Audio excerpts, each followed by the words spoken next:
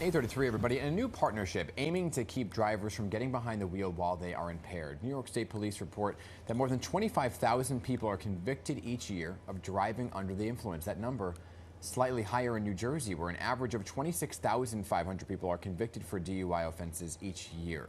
26% of all traffic fatalities in the Garden State caused by impaired driving. Oh, those numbers are so startling. In response to those statistics, Mothers Against Drunk Driving is teaming up with Uber to launch a one-of-a-kind program. And here to tell us more about it is longtime advocate Bob Nulman, who actually lost his son to an impaired driver.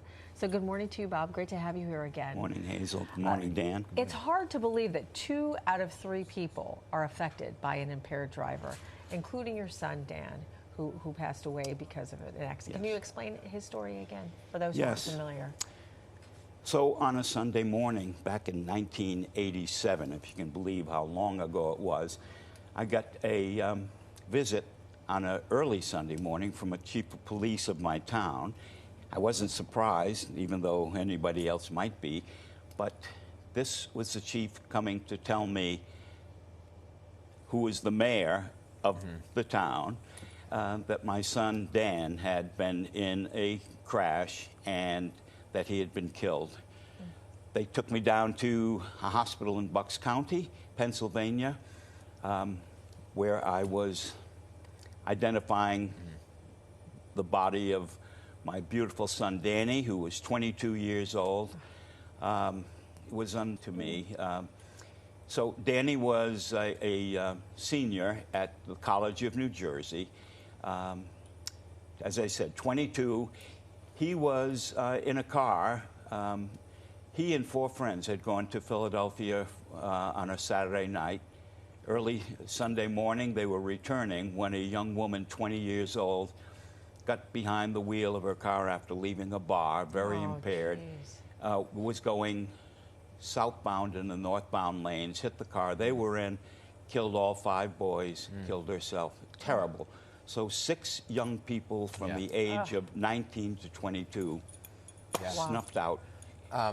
And over the years, over the last couple of decades, you've really kind of turned that grief into advocacy. You've seen some laws change at the state and federal levels because of this, right?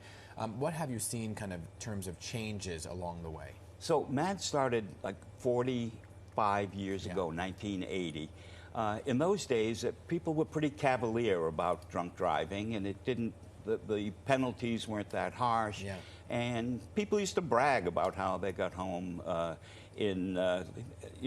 looking with one eye or seeing the car sideways in the driveway. There's much more of a social stigma now, and more people realize that this is a preventable crime and it's socially irresponsible. But we've seen big changes over the years in the number of people who are killed and severely injured, and we have made progress. We've seen some increase over the last few years, too, that is very shocking to us. You would think that it gets better and better and better.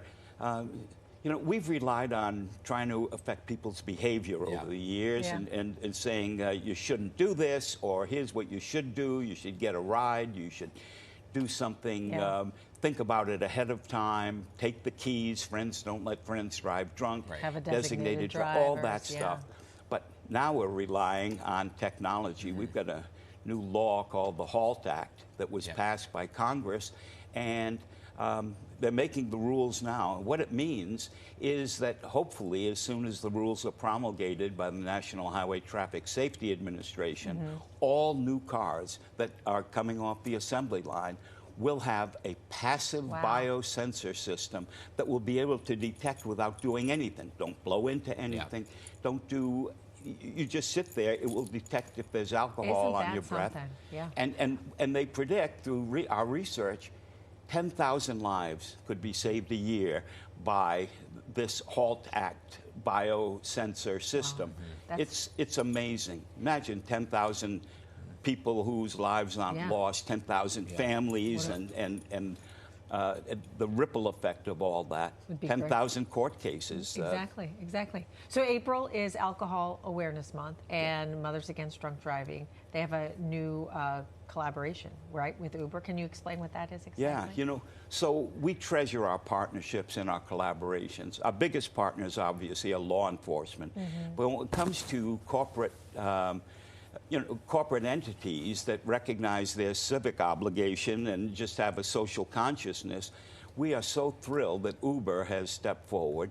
They said that they're matching funds for anybody who contributes during Alcohol Awareness Month. They have, you're already aware that they have public service announcements and videos and social media, and this is going to apply in 5 different markets.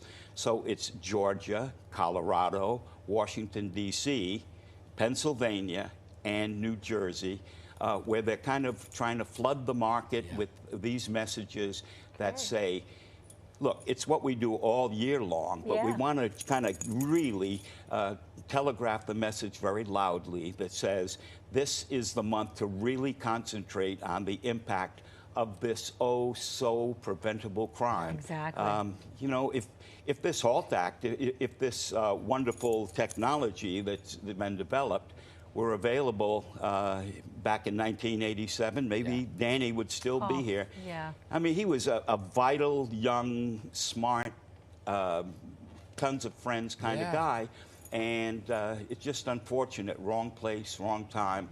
But I go back again to say how preventable this was. Bob, thank you for taking the time this morning, and thank you for the continued fight, because sometimes I know it can feel big and when you still see the numbers, but I appreciate that you wake up every day and continue that fight. Keep us posted on the HALT Act, okay? Thank you.